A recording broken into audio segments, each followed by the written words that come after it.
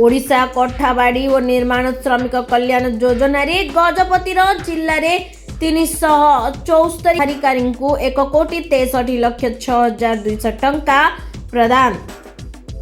गजपति जिला सदर महकुमा पारଳାଖେମୁଣ୍ଡି स्थित जिलापाल सम्मिलनी कक्ष ओडिशा कोठाबाड़ी और निर्माण श्रमिक कल्याण योजनार सहायता राशि प्रदान करा जायछि।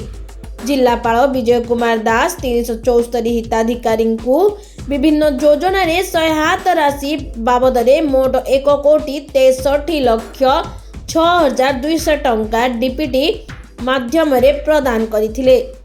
सेठी मध्य 47 जन को मृत्युकालीन सहायता बाबद को 92 लाख, अंत्येष्टि क्रिया सहायता बाबद को 45 जन को 2,25,000, विवाहकालीन सहायता बाबद को 50 जन को 25 लाख, प्रसूति सहायता बाबद को 47 जन को 4,70,000 टंका और जन को शिक्षा सहायता राशि बाबद 12,41,200 टंका प्रदान कर।